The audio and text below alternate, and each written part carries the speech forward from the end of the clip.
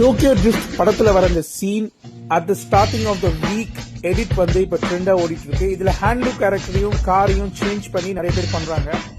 நீங்க video play பண்ணி இம்பார்ட்டன்டான செக்ஷன்ஸ்ல ஸ்கிரீன்ஷாட் எடுத்துக்கோங்க. ஷானுக்கு ஒரு ஸ்கிரீன்ஷாட், அதே மாதிரி ஹேண்ட்லூ வந்து கார்ல நிக்கும் பொழுது அது ஒரு ஸ்கிரீன்ஷாட், கார் ஃபுல்லா தெரியுது இல்லையா அந்த பாயிண்ட்ல ஒரு ஸ்கிரீன்ஷாட். இப்போ இந்த ஸ்கிரீன்ஷாட் எடுத்துட்டு போயிட்டு சாட் ஜிபிடில அப்லோட் பண்ணிக்கோங்க. உங்களுக்கு என்னென்ன ரீப்ளேஸ்மெண்ட் வேணும்? நான் வந்து ஹேண்ட்லிக்கு பதிலாக சில்க் ஸ்மித்தாவை போட போறேன். அதுக்கப்புறம் காரை வந்து ஒயிட் அம்பாசிடரா மாத்த போறேன்.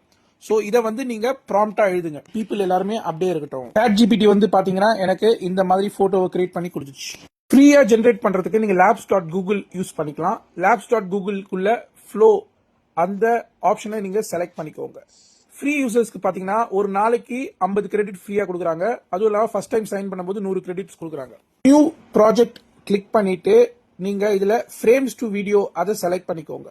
ஒரு சின்ன விஷயம், முதல்ல பாத்தீங்கன்னா உங்களுக்கு கோட் போட்டு நிறைய பேர் நடந்து வருவாங்க. அதுக்கப்புறம் தான் நான் நடந்து வரேன். இந்த மாதிரி இடத்துல சாட் ஜிபிடில இருந்து வந்து போட்டோவை நான் ஃபர்ஸ்ட் ஃப்ரேமா கொடுக்க முடியாது. அதனால நான் இல்லாத ஒரு ஃப்ரேம் கிரௌட் ஒண்டி வெளியில வருது இல்ல, அந்த ஸ்கிரீன்ஷாட்டை நான் ஃபர்ஸ்ட் ஃப்ரேமா கொடுத்துக்கிறேன். இந்த ஃப்ரேம் வந்து சாட் ஜிபிடில இருந்து நம்ம ஜெனரேட் பண்ண போட்டோவை கொடுத்துக்கிறேன். கொடுத்துட்டு ப்ராம்ப்ட் வந்து ரொம்ப சிம்பிள் தான். So man in brown shirt வந்து கிரௌடுக்கு பின்னாடி அப்படியே நடந்து வந்து வெளியில நின்று பாக்குறாரு. இந்த மாதிரி நீங்க கூகுள் ஃப்ளோ யூஸ் பண்ணி வீடியோ ஜெனரேட் பண்ணிக்கலாம். பெய்ட் ஆப்ஷன்னா கிளிங் ஏஐ, ஃப்ரீனா வந்துட்டு கூகுள். இதை யூஸ் பண்ணி ட்ரை பண்ணி பாருங்க.